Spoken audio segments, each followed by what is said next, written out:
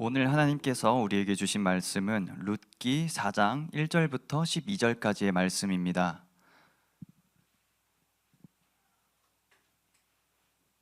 네, 룻기 4장 1절부터 12절까지의 말씀을 저와 여러분이 한 번씩 번갈아 가며 읽도록 하겠습니다. 보아스가 성문으로 올라가서 거기 앉아 있더니 마침 보아스가 말하던 기업 물을 자가 지나가는지라. 보아스가 그에게 이르되 아무개여 이리로 와서 앉으라 하니 그가 와서 앉으매 그 성은 장로 10명을 청하여 이르되 당신들은 여기 앉으라 하니 그들이 앉으매. 보아스가 그 기업 물을 자에게 이르되 모압 지방에서 돌아온 나오미가 우리 형제 엘리멜렉의 소유지를 팔려 함으로 내가 여기 앉은 이들과 내 백성의 장로들 앞에서 그것을 사라고 내게 말하여 알게 하려 하였노라. 만일 내가 물으려면 물으려니와 만일 내가 물으지 아니하려거든 내게 구하여 알게 하라. 내 다음은 나요 그 외에는 물을 자가 없느니라 하니 그가 이르되 내가 물으리라 하는지라. 보아스가 이르되 내가 나오미의 손에서 그 밭을 사는 날에 곧 죽은 자의 아내 모압 여인 룻에게서 사서 그 죽은 자의 기업을 그의 이름으로 세워야 할지니라 하니 그 기업 물을 자가 이르되 나는 내 기업에 손해가 있을까 하여 나를 위하여 물으지 못하노니 내가 물을 것을 내가 물으라. 나는 물으지 못하겠노라 하는지라. 옛적 이스라엘 중에는 모든 것을 물으거나 교환하는 일을 확정하기 위하여 사람이 그의 신을 벗어 그의 이웃에게 주더니 이것이 이스라엘 중에 증명하는 전례가 된지라. 이에 그 기업 물을 자가 보아스에게 이르되 내가 너를 위하여 사랑하고 그의 신을 벗는지라.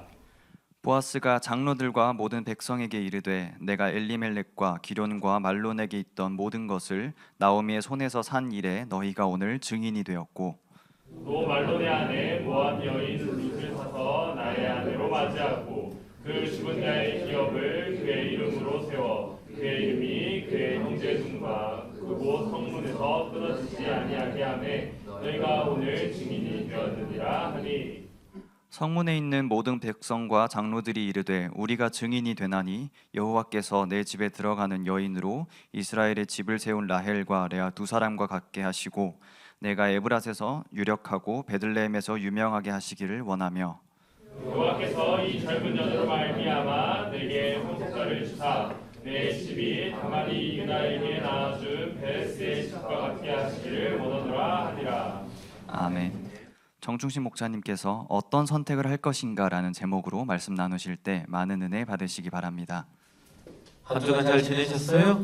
네, 날씨가 많이 추워졌습니다. 감기 안 걸리셨죠? 건강들 잘 챙기시고 건강해야 합니다. 우리가. 자, 오늘은 룻기 말씀을 함께 보려고 합니다. 룻기 4장 1절부터 12절 말씀인데요.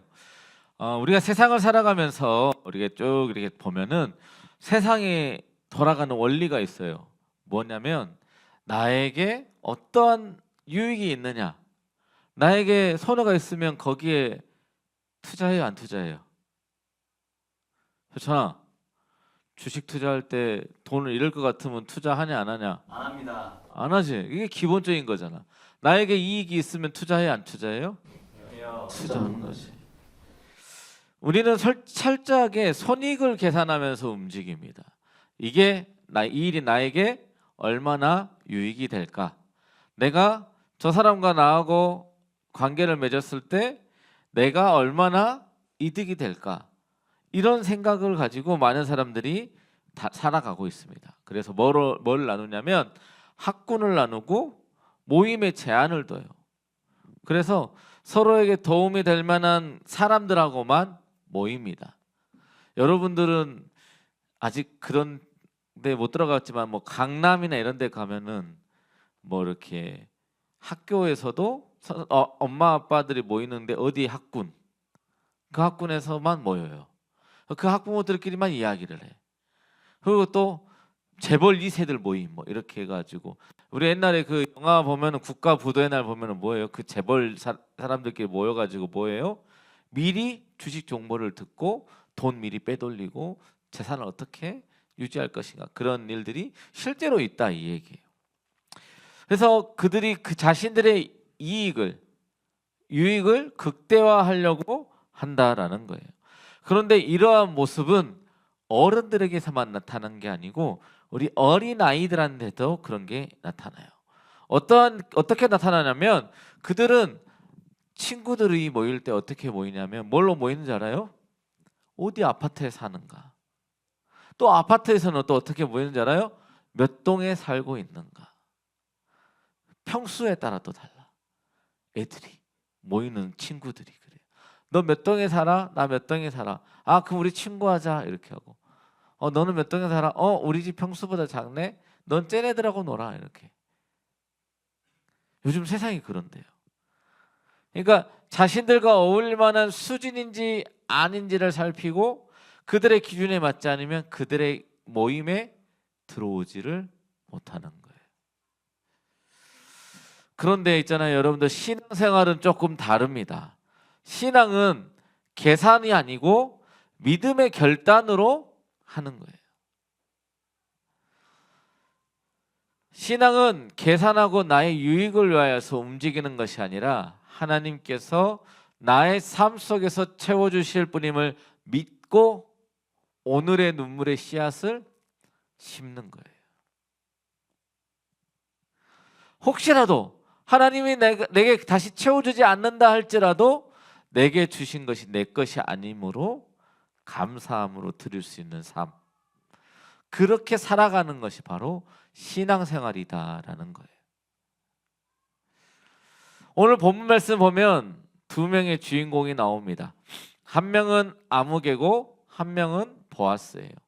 특별히 이 두 사람의 선택이 서로 대조를 이루고 있습니다. 그리고 이들의 선택으로 말미암아 그들의 삶이 달라졌어요. 한 사람은 이름이 지워져 버린 아무개가 되었고 한 명은 성경에 이름이 남은 사람이 되었습니다. 저는 오늘 이 말씀이 우리 청년들의 삶에서 어떠한 것들을 선택하게 될 때 그러한 기준이 되기를 간절히 바랍니다. 여러분들 앞으로 살아가면서 선택해야 되는 순간들이 너무너무 많잖아요. 그죠? 우리 여기에 최고의 선택한 우리 영민이가 있잖아. 최고의 선택. 옛날에 드라마도 있었지만 나의 아내를, 정말 훌륭한 아내를 잘 선택한 거죠. 보아스가 룻을 선택하는 것처럼 잘 선택한. 행복하게 잘 살아라. 자, 첫 번째 아무개의 선택을 우리가 함께 살펴보고자 합니다. 오늘 본문 말씀 1절과 2절 우리 한 목소리로 읽어볼까요? 시작. 보아스가 성문으로 올라가서 거기 앉아 있더니 마침 보아스가 말하던 기업 물을 자가 지나가는지라. 보아스가 그에게 이르되 아무개여 이리로 와서 앉으라 하니 그가 와서 앉으매 보아스가 그 서급 장로 10명을 청하여 이르되 당신들은 여기 앉으라 하니 그들이 앉으매. 아멘. 자, 오늘 본문 말씀은 보아스가 성문에 올라가는 것으로부터 시작을 해요. 보아스는 지금 뭐 하려고 하는 거예요? 나오미와 룻의 기업을 무르는 그 일을 책임감을 가지고 주도적으로 이 일을 끝내려고 합니다.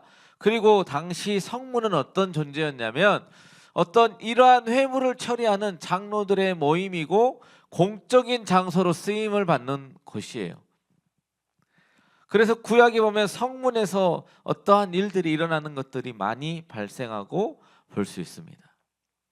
그래서 보아스는 1절에서 말씀하는 것처럼 성문 위에 올라가 딱 앉습니다. 그리고 보아스보다 이제 장로 10명도 청하여서 앉고 마침 또 우연인 것 아닌 우연인 것처럼 그 기업 물을 자가 이렇게 딱 성문 앞을 지나갑니다. 그리고 보아스는 그 기업 물을 자를 그 공적인 자리에 불러서 앉힙니다. 그런데 재밌는 것은 여기서 기업 물을 자를 부를 때 뭐라고 불러요? 아무개여. 아무개요. 아무개요. 여기서 아무개라고 하는 그 아무개는 아무라고 하는 말을 낮춰서 부르는 말이라고 해요. 그럼 아무라는 뜻은 무슨 말이냐? 어떤 사람을 특별히 정하지 않고 가리키는 말. 뭔가 아무개요 하면 좀 이상하잖아요. 그래서 새 번역과 공동 번역에는 뭐라고 이야기하냐면 여보시오, 여보게. 오늘 여러분들 말로 하면 뭐야? 야, 이리 와봐. 이거지. 지나가고 있는 그 기업 물을자, 야, 일로 와봐. 이렇게 돼. 이거지 이거. 그리고 나서 그 아무개에게 이제 설명하기 시작하는 거예요. 오늘 본 말씀 3절과 4절 말씀 보면 이렇게 기록하고 있습니다. 보아스가 그 기업 물을 자에게 이르되 모압 지방에서 돌아온 나오미가 우리 형제 엘리멜렉의 소유지를 팔려 함으로 내가 여기 앉은 이들과 내 백성의 장로들 앞에서 그것을 사라고 내게 말하여 알게 하려 하노라. 만일 네가 물으려면 물으려니와 만일 내가 물으지 아니하려거든 내게 구하여 알게 하라. 내 다음은 나요 그 외에는 물을 자가 없느니라 하니 그가 이르되 내가 물으리라 하는지라. 아멘. 여기에서 이 말씀을 조금 잘 이해하려면 좀 신명기나 이런 쪽을 좀 잘 이해를 해야 돼요. 그래서 나오는 이야기 중에 두 가지 좀 중요한 내용이 있어요. 첫 번째는 계대법. 계대법이라 그래서 옛날에는 대를 잇게 해주는 게 되게 정말 중요했어요. 그래서 우리가 룻기 처음에 보면은 이렇게 형들 둘이가 죽어버리잖아요. 그래서 나오미가 가면서 나는 더 이상 이제 아들이 없으니까 나를 떠나라 하지만 룻이 끝까지 따라오잖아요. 그러면서 이제 대를 이을 수 없게 된 거예요. 이게 계대법이야. 그래서 이제 친족들 중에서라도 그 대를 잇게 해주는 거. 이게 계대법이 첫 번째고, 두 번째는 희년 제도를 알아야 돼요. 희년이 뭔지 알아요? 7년 받아. 몇 년? 7년. 뭔 7년이야. 50년째는 그러니까 49년 되고 50년째는 어떻게 해요? 원상복구를 다 해주는 거예요. 하나님이 첫 그렇게 이스라엘 백성들 처음 들어갔을 때 가졌던 그 소유권을 회복시켜 주는 거예요. 근데 그 49년 동안에는 자기에게 주어진 그 재산들을 어떻게 할 수 있어요? 팔 수 있어. 소유권을 팔 수 있는 거예요. 그게 이제 하나님께서 주신 그 희년법이거든요. 그러면 여기서 말하는 엘리멜렉은 뭐 하려고 하는 거냐면 자기들이 이제 먹고 살 길이 없으니까 자기에게 주어진 그 땅의 영역의 그 소유권을 넘기려고 하는 거예요. 그거를 기업을 무른다라고 하는 거예요. 나의 영원하신 기업에서 하나님께 주신 그 기업을 이제 팔려고 하는 거예요. 지금 나오미와 룻은 살기 위해서. 자, 그래서 이제 그 기업 물을 자에게 이제 보아스는 선택하라고 하는 거예요. 네가 물을래? 네가 아니면 그 다음에 나고 나 다음엔 없어. 그러니까 네가 물을 거면 물고 아니면 내가 물을 거야라고 생각해요. 자, 땅 사면 좋아요, 안 좋아요? 좋아요. 좋잖아. 재산이 늘잖아. 분당 땅 샀으면 목사님이 20살 때 분당 땅 샀으면 나 여기 안 있다고 지금. 나 그때는 아직 개발 안 됐었어. 분당 사람들 반대하고 있었거든.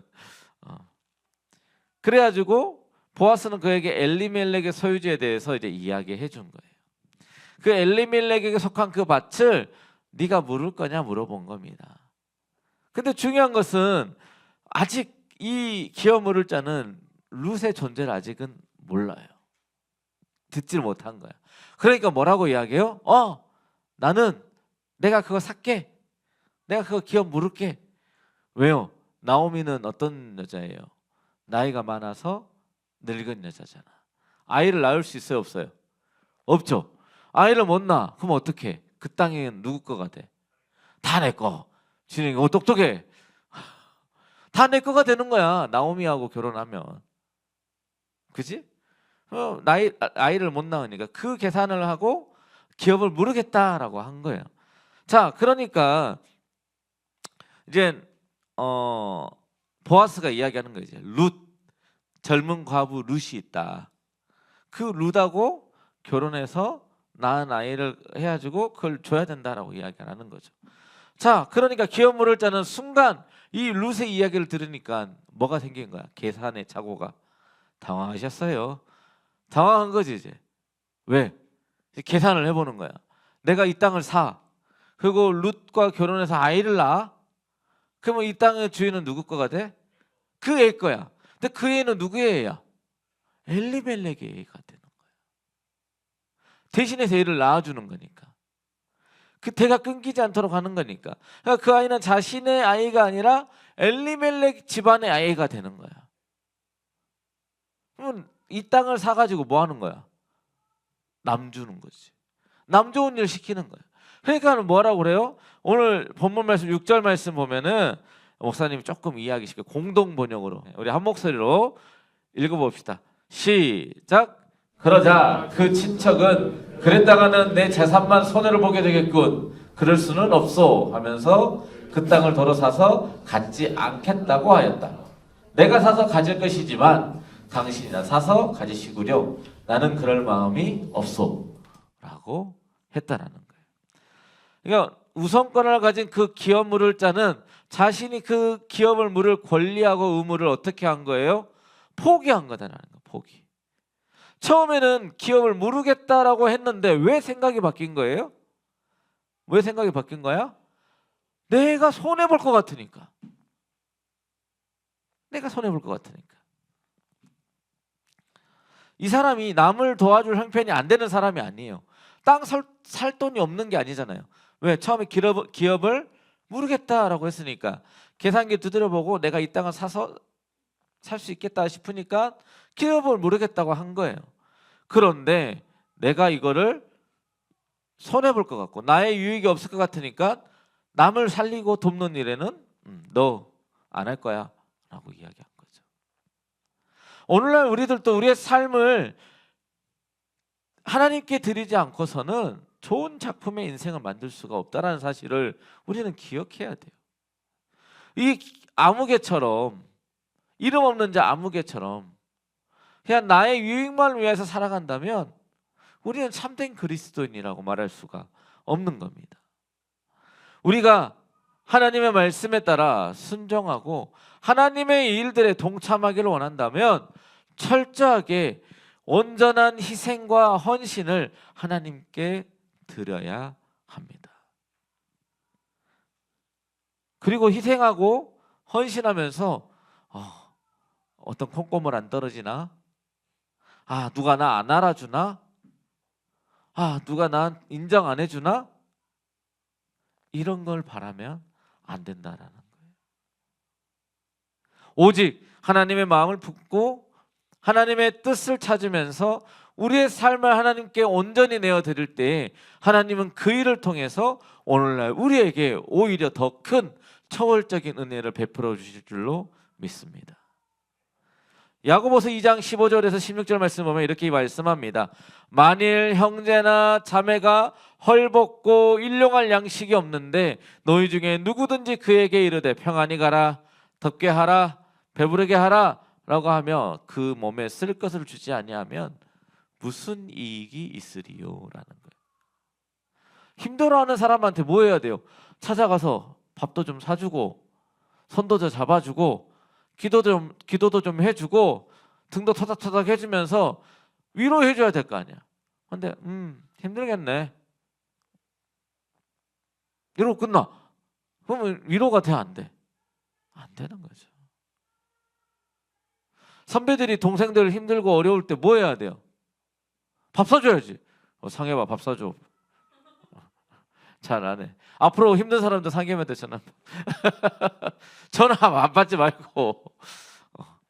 여러분들 알바에서 내가 쓰는데 급급해하지 마시고 후배들을 위해서, 동생들을 위해서 좀 밥 한 끼, 커피 하나 사줄 수 있는 그런 마음의 여유를 가진 사람이 되길 간절히 바랍니다. 시험 기간이고 수능 보는 고3 애들에게 찾아가가지고 좀 등도 토닥토닥 해주고 글지 않았나래야. 예? 좀 이렇게 애들을 복돋아주고 지금 이제 곧 수능 얼마 안 남았잖아요, 그죠? 뭐 해야 돼 우리가 지금? 그들을 위해서 기도해줘야지. 또 뭐 해야 돼? 요즘은 뭐 줘야 되냐? 초콜릿? 초콜릿? 알았어. 옛날 목사님 때는 엿 주고 찹쌀떡 주고 그랬는데 시대가 바뀌어 초콜릿 줘야 되는데 아무튼 그런 것도 좀 사서 좀 주고 청년부 오면은 우리가 더 함께 기도하자. 그리고 목사님이 계속 이야기하잖아. 혼자 앉아 있게 하지 말라고. 영역이 혼자 앉아 있잖아. 그래 장현아, 너 복 받을 거야 장현아. 아주 잘했어. 그렇게 움직여줘야지. 그래서 좀 같이 앉아주라 이 얘기. 신입생들이 왔는데 왜 방학 이후에 학교 가면 왜 안 와? 아무도 연락 안 해주니까. 아무도 신경 안 써주니까. 왜 군대 갔다가 왜 다시 안 와? 군대 가 있는 동안 아무도 연락 안 해주니까. 신경 안 써주니까. 연락해주고 신경 써주는 애들은 오잖아. 기광이나 현빈이나 지찬이도 좀 연락해주고, 우리 효재도 자꾸 연락해주고, 민영이도 지금 이제 시험 준비하고 있는 애들 좀 연락해주고. 상해봐, 민영이 맛있는 거 사줘. 커피 쿠폰 오늘 하나 쏴라. 스타벅스 케이크랑 같이. 민영아 좀 이따가 하나 받아. 알았지? 그렇게 좀 베풀어줘야지. 여러분들 직장 다니는 사람들이 뭐 하는 거야? 돈 벌어서 다 저축하고 막 그러지 말고 조금 빼서 좀, 커피 쿠폰 10,000원이면 쏠 수 있잖아요. 남을 베풀 줄 알아야 되는 거예요. 근데 그거가 어떻게 되는 거냐면 이제 이 뒤에 나오는 거예요. 뒤에 좀 이따 보아스가 얼마나 복을 받는지 봅시다. 자, 그러면서 계속해서 좀 봅시다. 기업을 무르지 않는 사람에게는 어떤 일이 있냐면, 원래는 형제의 집을 즐겨 세우지 않는 자, 또 신벗김을 받은 자의 집이라고 이렇게 손가락질을 당해요. 손가락질을 당해. 그러면서 그런 이름을 들어야 되는데, 이 여기 나오는 아무개는 뭐 하는 거예요? 내가 스스로 신을 벗어서 주는 거야. 있다 여기 있다 그러고. 뭐 때문에? 자신의 수치와 부끄러움보다 뭐가 더 중요해? 돈, 이득이 중요한 거예요. 그 결과 그 사람은 뭘 잃어버려요? 자신의 이름을 잃어버려요. 그냥 여보시오야, 여보시오. 행인일이야, 행인일. 그리고 또 뭘 잃어버려요? 룩과 같이 현숙한 여인을 얻을 수 있는 기회를 놓치는 거예요. 여러분들 영민이처럼 놓치지 말고 꽉 붙잡아야 돼. 꽉 붙잡아야 돼. 성공했어, 영민아. 목사님하고 나하고 성공한 거야. 여러분들, 그리고 또 뭘 얻었어요? 보아스는 나중에 다윗의 조상 오벳을 낳게 되잖아요. 이세 아빠인 다윗의 족보에 이름을 떡하게 올라가 있는 거예요. 마태복음에. 여러분도 그걸 분명하게 기억해야 돼요. 아무개는 있잖아요. 오늘의 재산을 지켰어요. 근데 뭘 잃었어요? 내일의 축복을 잃은 거예요. 그것이 바로 계산적인 삶의 비극적인 결말이다라는 사실이에요. 자, 두 번째는 우리 보아스의 선택을 한번 살펴보고자 합니다. 재판을 신청한 보아스는 우선순위에서 밀리고 있었어요. 그죠? 하지만 본문의 말씀을 살펴보면 재판도 먼저 준비하고 막 장로들도 불러다 놓고 뭔가 꿀리는 게 있어 보여요? 안 보여요? 안 보여요. 자기가 질 수도 있는 재판이잖아. 근데 그런 거에 전혀 개의치 않아. 그런 걸 보면 만약에 그 기업 물을 자가 내가 기업 물으겠어요 라고 이야기하면 그래요? 그럼 나는 이제 이만 여기서 끝낼게요 할 사람은 아니에요. 목사님이 봤을 때 내가 거기서 기업 물을 자로 해서 밀려가지고 탈락하더라도 그 사람은 자신이 할 수 있는 한에서는 도왔을 것 같아요. 근데 어쨌든 이 기업 물을 자가 포기하는 그 순간 이 보아스는 순발력. 인생은 뭐? 타이밍이 중요해요. 타이밍이. 딱 이 기업 물을 자가 딱 포기하는 그 순간 뭐예요? 딱 가서 치고 들어가는 거야. 9절에서 10절 말씀 우리 한 목소리로 읽어봅시다. 시작.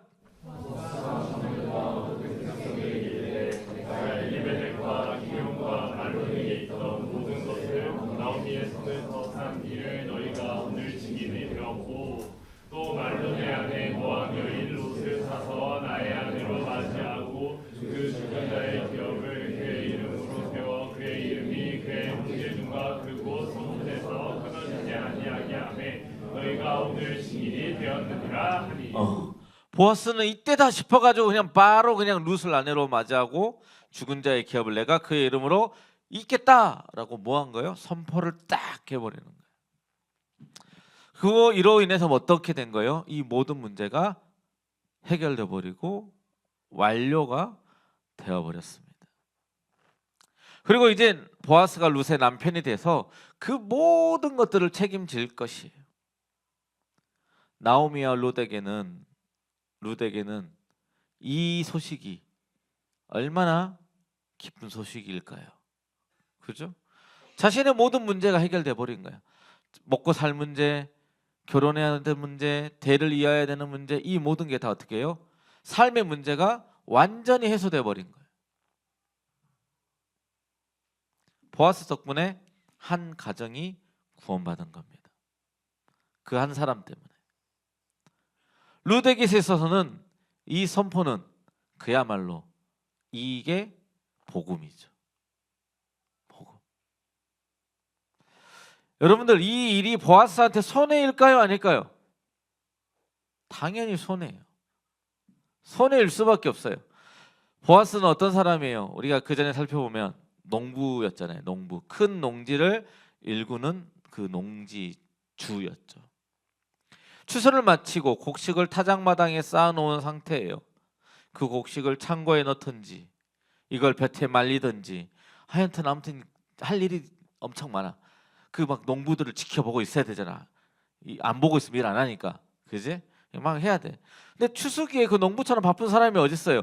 근데 이 보아스는 뭐 하는 거예요? 그 모든 것들을 다 제쳐놓고 지금 룻과 나오미의 일을 해결하기 위해서 먼저 그 오늘을 사용하고 있는 거예요. 여러분들 이 일에 대해서 누가 아쉬워요? 보아스가 아쉽습니까? 룻이 아쉽습니까? 룻이 아쉽잖아요. 이건 100%예요. 보아스는 아쉬울 게 하나도 없는 거예요. 룻이 아쉬워. 왜? 룻은 뭔가 구원을 바라야 되는 상황이고 뭔가 복음이 있어야 돼. 나에게 어떤 해결책을 마련해 줘야 되니까. 근데 보아스가 나서서 그 일들을 다 하고 있는 거예요.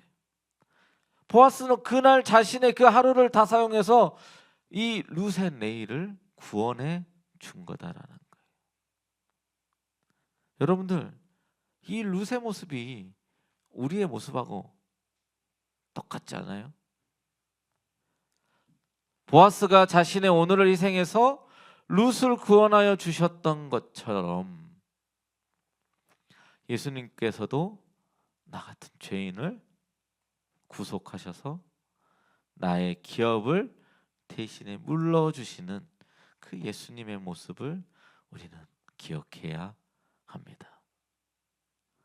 예수님은 우리의 죄값을 대신 치르시고 우리의 영원한 구속자가 되어 주셨습니다. 죄로 인해 비참한 상태에 있던 나를 회복시켜 주시고 나의 기업이 되어 주시고 또 십자가에 못 박혀 죽으심으로 우리의 죄를 완전히 해결해 버리셨다라는 거예요. 우리의 문제를 완전히 해결해 버리셨다라는 사실이에요. 그리고 그분의 선포가 바로 우리에게는 뭐예요? 복음이에요. 나의 문제를 해결해 주셨다고 하는 그 복음, 우리는 그것을 기뻐해야 하고 그 소식을 어떻게 해야 돼요? 또 전해야 되는 거예요. 오늘 본 말씀 11절에서 12절 말씀 보면 이렇게 기록합니다. 성문에 있는 모든 백성과 장로들이 이르되 우리가 증인이 되나니 여호와께서 내 집에 들어가는 여인으로 이스라엘의 집을 세운 라헬과 레아 두 사람과 같게 하시고 네가 에브라다에서 유력하고 베들레헴에서 유명하게 하시기를 원하며 여호와께서 이 젊은 여자로 말미암아 너에게 상속자를 주사 내 집이 다말이 유다에게 나오던 베레스의 집과 같게 하시기를 원하노라 하시니라. 유다와 다말 여기 나오니까 무슨 말인가 헷갈려요? 거기에는 야곱의 12아들 알아요? 야곱의 아들 루벤, 시므온, 레위, 그 다음에 유다. 그 유다의 며느리가 다말이야. 근데 이제 다말의 남편이 죽어버리니까 이제 유다한테 막내 아들이 하나 약간 어린 아이가 있었던 거예요. 근데 이 다말이 이 아이들을 달라 그래가지고 이 아이들도 죽게 할까봐 유다가 자꾸 안 주는 거야. 목사님 아까 뭐라 해서 계대법이라고 했잖아요. 이게 형이 죽으면 그 동생이 대를 잇게 해줘야 되는데 유다가 그걸 자꾸 안 해주는 거야. 막아버리는 거지. 그러니까 다말이 약간 이렇게 창녀처럼 변신해가지고 꾸며가지고 유다의 씨를 얻어서 임신을 해버린 거지. 근데 유다가 갑자기 어느 날 보니까 며느리가 과부인 며느리가 임신한 거야. 그래서 이거를 간음한 거 아니냐, 돌로 쳐 죽여라. 그러니까 이제 다말이 뭐예요? 유다에게서 증거품을 받은 거야. 명패 같은 이제 유다만이 갖고 있는 어떤 그런 것을 증명패를 받아가지고 옛날에 그 고주몽이 이렇게 뭘 들고 와서 아빠한테 해모수한테 내가 네 아들이다 하는 것처럼 내가 너에게서 이걸 받았다라고 딱 증거를 제출하니까 유다가 뭐라 그래요? 네가 나보다 더 옳다 이야기하는 거예요. 그렇게 한 가정이 무너져 버릴 수밖에 없었던 그 다말의 가정을, 아니 그 유다의 아들의 그 가정을 다말이 이렇게 세웠잖아요. 그런 것처럼 룻의 가정도 그렇게 세워질 것이다라고 축복하는 거예요. 그러니까 오늘 이 11절부터 12절 말씀을 보면 세 가지가 있어요. 첫 번째는 하나님이 그의 집에 들어가는 여인을 라헬과 레아와 같게 하셔서 자식들을 많이 낳고 복받는 가정이 되게 해달라라고 축복하는 거고, 두 번째는 하나님이 보아스를 유력하고 유명하게 하셔서 지금 뭐 한 거예요? 사실은 보아스는 손해봤잖아. 손해봤는데 그 손해를 감수하고도 넘칠 정도로 복을 달라라고 기도하는 거고, 마지막으로 세 번째는 그 보아스의 집안이 베레스의 집안처럼 대를 이어가는 집안이 되게 해달라고 했는데 이 후손이 누구라고요? 오벳, 이세,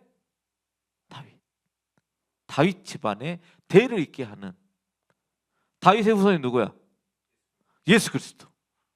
예수님의 족보에 딱 올라오는 거야.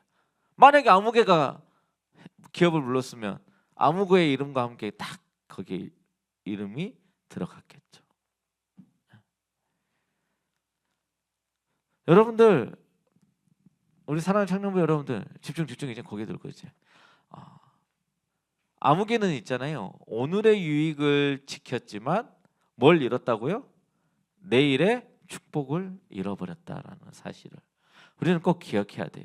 그것이 계산적인 신앙의 마지막이다라는 거예요. 하지만 보아스는 뭐 한 거예요? 오늘의 유익을 잠깐 내려놓고 내일의 복, 다른 사람을 살리는 일을 동참했을 때 하나님께서 더 크고 더 넓게 보아스에게 대갚아 주셨다는 사실을 우리는 기억해야 돼요.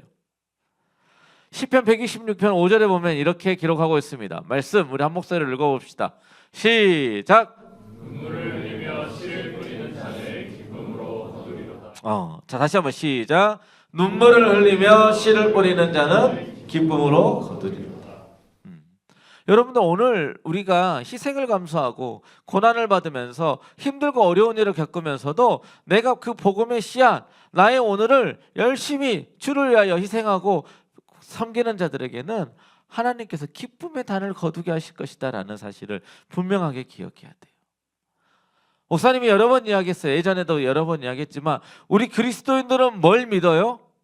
죽음 이후의 세계가 있다는 걸 믿는 거예요. 어떤 세계? 천국과 지옥이 있다라는 거. 그러면 우리는 어떻게 해야 돼요? 오늘을 심어야 돼요. 그래야 죽음 이후의 세계에서 거두는 거예요. 여러분들 오늘 이 시간 교회 나오기 싫어 얼마나 힘들어요. 충분히 이해합니다. 자고 싶고 놀고 싶고 맛있는 거 먹으러 가고 싶고 TV도 보고 싶고 영화도 보고 싶고, 그런데 있잖아요, 그것을 참고 견디며 이 자리에 나온 여러분들은 오늘의 눈물의 씨앗을 심은 거예요. 그럼 누가 거두게 해요? 하나님이 내일의 열매를 거두게 하실 줄로 믿습니다. 그러한 기쁨을 모두 누리시는 우리 모든 청년부 여러분들 되시기를 주님의 이름으로 축원합니다. 다 함께 기도하겠습니다. 사랑과 은혜가 풍성하신 하나님 아버지, 오늘 아무개와 보아스의 삶을 선택을 통하여서 하나님 우리의 삶 속에서 내가 무엇을 선택해야 되는지 한번 되새겨 봅니다. 오늘의 유익이 아니라, 오늘의 편함이 아니라 내일의 축복, 내일의 열매를 선택할 수 있는 저희들의 삶이 될 수 있도록 은혜 베풀어 주시옵소서. 오늘 하루하루에만 목매여 살아가는 하루살이 같은 삶이 아니라 미래, 내일을, 죽음 이후의 세상을 바라보면서 하나님, 저희들이 주님을 바라보고 저 천국을 바라보며 본향을 바라보며 살아가는 우리 모든 청년들 될 수 있도록 은혜 베풀어 주시옵소서. 이 모든 말씀 우리를 구원하신 예수님의 이름으로 기도드립니다. 아멘.